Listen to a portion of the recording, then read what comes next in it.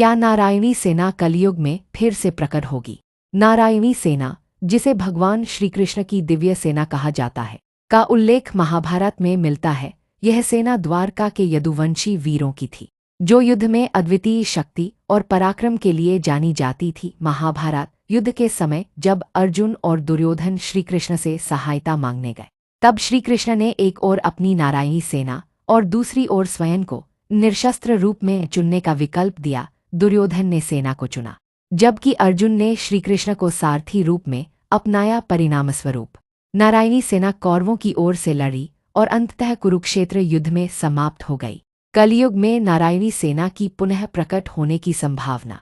कल्कि अवतार और उनकी सेना। विष्णु पुराण, भविष्य पुराण और अन्य ग्रंथों में उल्लेख है कि भगवान कल्कि जब अवतार लेंगे तो वे पापियों और अधर्मियों का नाश करने के लिए एक दिव्य सेना का निर्माण करेंगे। यह सेना उनके परम भक्तों और जो पुनः नारायणी सेना के समान शक्तिशाली होगी। यदुवंश का पुनरुत्थान। महाभारत के अंत में यदुवंश का संहार हो गया था, लेकिन ऐसी मान्यता है कि यदुकुल के कुछ वंशज अभी भी गुप्त रूप से जीवित हैं। जब धर्म का पुनरुद्धार होगा, तब वे भी कल्कि अवतार के साथ मिलकर अधर्म का नाश करेंगे। नए रूप में नारायणी सेना। यह संभव है कि नारायणी सेना पुनः उसी रूप में प्रकट न होकर ईश्वर भक्तों, संतों और धर्मयोद्धाओं के रूप में संगठित होकर सत्य की रक्षा करे। वे आधुनिक युग में विभिन्न रूपों में हो सकते हैं, जैसे आध्यात्मिक योद्धा, धार्मिक गुरु, धर्म प्रचारक और संभवतः वे लोग जो धर्म और न्याय के लिए संघर्ष करेंगे।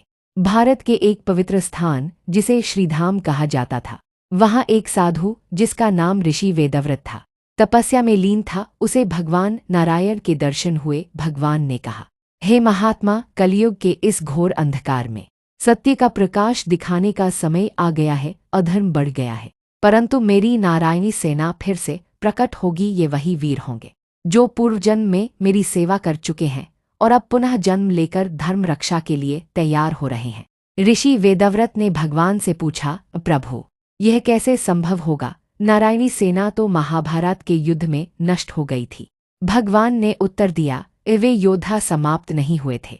वे मेरे आदेश की प्रतीक्षा में विभिन्न योनियों में जन्म ले चुके हैं। अब समय आ गया है कि वे पुनः एकत्र हों और धर्म स्थापना में सहायता करें।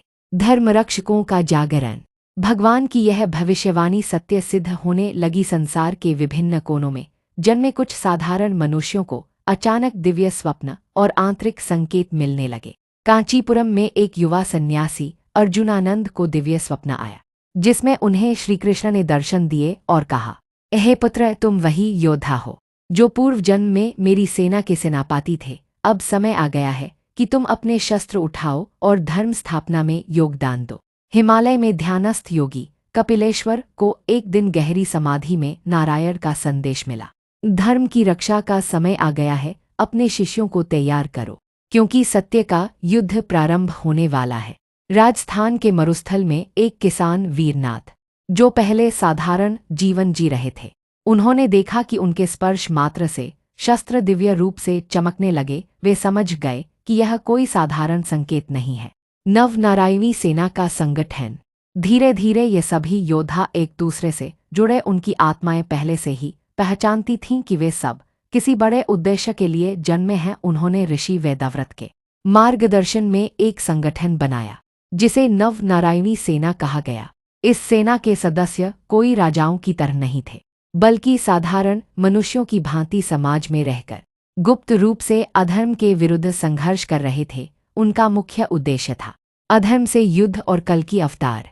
कलयुग के सबसे शक्तिशाली अधर्मी राजा विराट ने अपनी ताकत से पूरे भारत को अपने अधीन कर लिया था।